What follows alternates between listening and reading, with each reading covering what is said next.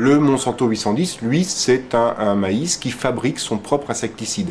Alors en fait, on l'appelle maïs BT parce que le gène qui a été introduit dans ce maïs est un gène d'une bactérie du sol dont les initiales sont BT, c'est Bacillus thuringiensis. Et donc cette bactérie du sol, donc un microbe du sol, a des gènes à elle qui détiennent le secret de fabrication de protéines à effet insecticide, de protéines tueuses d'insectes. Et notamment un gène qui détient le secret de fabrication d'une protéine tueuse de pyrale, la pyrale étant un papillon crépusculaire dont la chenille fait des dégâts dans la tige de maïs. Donc l'idée, ça a été de prendre le gène de cette bactérie qui permet de fabriquer cette toxine tueuse de pyrale et de le mettre dans le maïs. Et comme le langage génétique est universel dans tout le monde du vivant, eh bien le maïs prend ce gène de bactérie à son propre compte, le décode et fabrique lui-même la toxine insecticide correspondante et par conséquent n'a plus besoin de personne en quelque sorte pour lutter contre cet insecte ravageur qu'est la pyrale.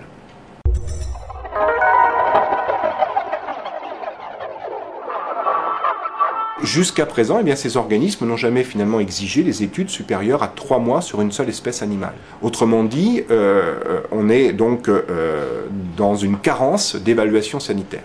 Et de plus, pour des raisons de secret industriel, ces évaluations sont faites par des laboratoires choisis par les firmes semencières, ce qui inévitablement cause des problèmes d'accessibilité, de transparence.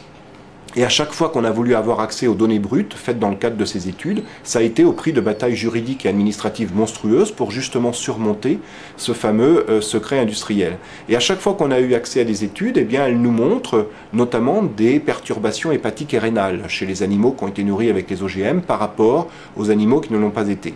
Alors bien sûr, ces études, on parle de carence, je parle de carence. Donc ça veut dire que ces études, si elles ne sont pas suffisantes pour montrer la non-dangerosité, elles ne le sont pas non plus pour montrer la dangerosité. Donc on ne dit pas que ces études permettent d'affirmer que ces OGM sont toxiques pour la santé. On le dit que ces études sont suffisamment inquiétantes pour au mieux appliquer le principe de précaution et puis dire ça reste au placard, ou dans l'autre cas, eh bien, exiger que des études complémentaires soient faites par des laboratoires indépendants, sans conflit d'intérêt avec les firmes semencières, jusqu'à ce qu'il n'y ait plus d'ambiguïté, que ce soit dans le sens de la toxicité ou dans le sens de l'innocuité.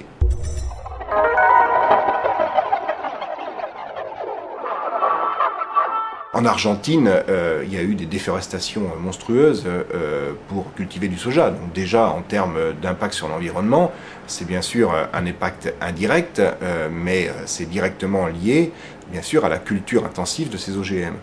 Parce qu'effectivement, pour l'agriculteur, ce type de plante ne présente d'intérêt qu'à l'échelle de grandes cultures. Ces sojas, ce ne sont pas des sojas qui fabriquent une toxine pour lutter contre un insecte, mais ce sont des sojas qui ont été rendus tolérants à un herbicide, notamment le Roundup. Ce sont ce qu'on appelle des plantes Roundup ready, c'est-à-dire des plantes qui, au lieu de mourir lorsqu'on les arrose avec du Roundup, eh bien, ne meurent plus. Donc elles peuvent absorber le Roundup sans mourir et donc l'accumuler dans leurs cellules, c'est ce que j'expliquais tout à l'heure. Eh bien, évidemment, c'est catastrophique pour l'environnement. Pourquoi? Parce qu'on nous dit que ces plantes vont permettre de diminuer la quantité de pesticides. Mais il ne faut pas se foutre de nous. Lorsque on fait des plantes de ce type, ce n'est pas pour mettre moins d'herbicides, c'est pour pouvoir pulvériser l'herbicide sans risquer de tuer la plante.